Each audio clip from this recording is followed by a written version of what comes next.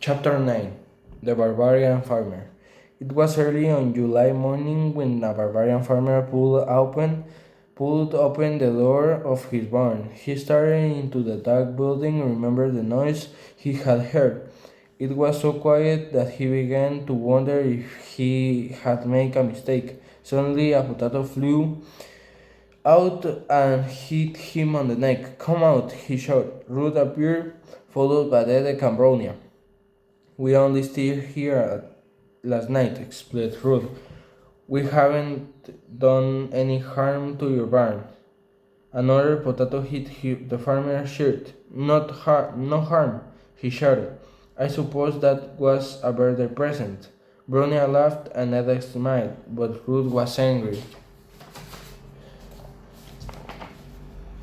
When will you grow up, you silly boy?" she said, pulling Jan out the van. "Say you're sorry." "Sorry," Jan said to the farmer. "Now perhaps you will tell me what you're doing here," said the farmer, looking at Edek.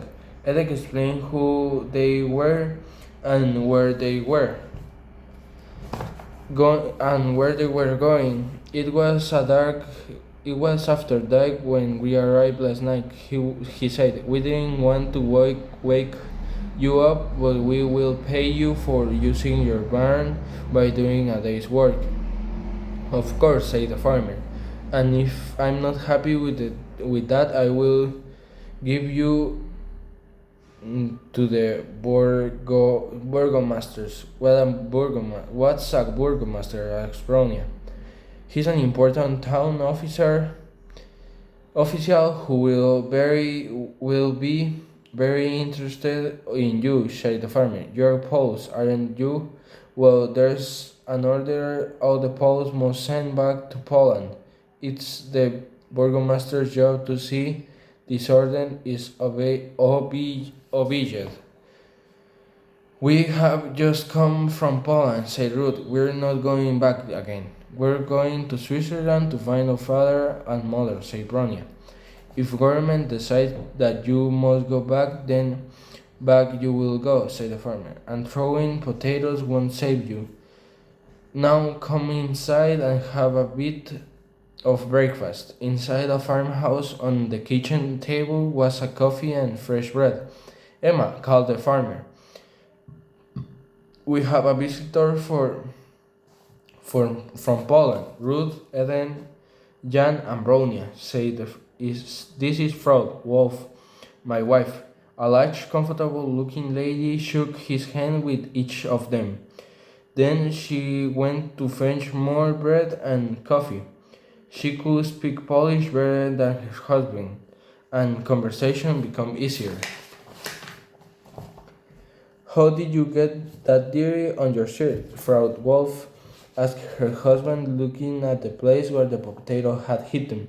"It was a present from Poland," replied the farmer, smiling at Jan. And they all laughed so much that they almost knocked over the coffee. "Eat all you can," said Frau Wolf, putting more bread on the table. We get lots of refugees coming through here," said the farmer, drinking his coffee. "You're not the first one. I have found my barn, but they have to work for their foods, so don't think you're going to get a holiday with me. We will start working right after your breakfast."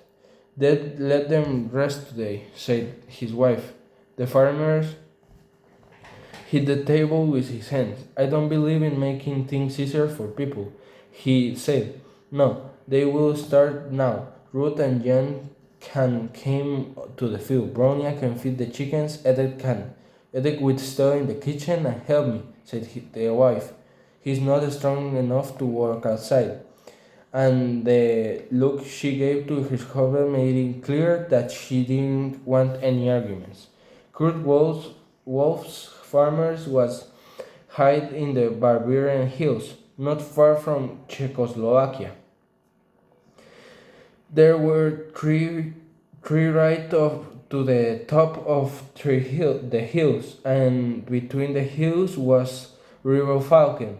A few kilometers away, the village of Bodin, where each day the burgomaster received his orders from the American soldiers who were living there. His orders were to send out Polish and Ukrainian refugees back to home in American Army lorries. Most of the refugees were glad to go home, but others had reason for not returning. Ruth and her family did not want to return, so they had kept out the burgomaster's side. Jan liked living on the farm.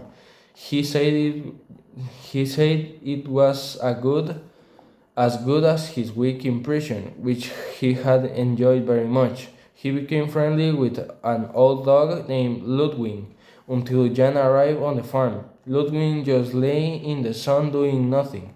Now he followed Jan everywhere. One day, when they were in the kitchen, Ruth looked at a photograph of a young man which was on the shelf. Who is that? She asked. That's my son, said Frau Wolf quietly. You didn't say that you had children, said Edek. We haven't, said Frau Wolf. Hanson was killed in North Africa. Rudolf, my younger son, died while he was fighting to keep the Russians out of Warsaw.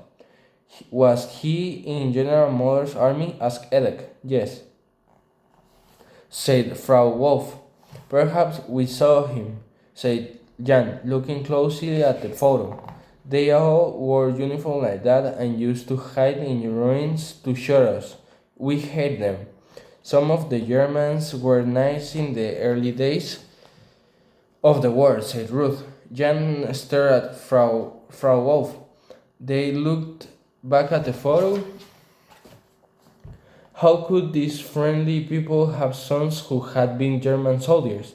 He did not understand it. You and I should be enemies, he said to the farmer.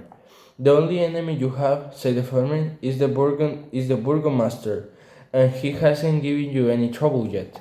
Rudolf loved Ludwig the way you do, Frau Wolf told Jan. The dog became quiet and unhappy when Rudolf went away, but now you have become he's as happy as he used to be. You are like Rudolf in the other ways too. Oh, said Jan. He was sent to Warsaw to kill us, said Ruth. I don't suppose he wanted to very much. If he were here now, he would be as friend as you are, Frau Wolf. It all seems too stupid. You like to be our mother, wouldn't you, Frau Wolf? Said Bronia. Yes, my dear. I like to have you all, but you have your own mother, we must help you to find her. She turned to Jan. You have no mother, Jan. Would you like to stay here? Yes, I will, because Ludwig, but I'd rather go with Ruth and the sword won't let me stay here. What sword? Said Frau Wolf. Jan feigned in his voice and explained how Joseph Baliki had given to him long ago, and how it helped them to go whenever they fell without hope. He put it in the shelf next to the photo of Rudolph. It shone brightly in the sunlight from the window.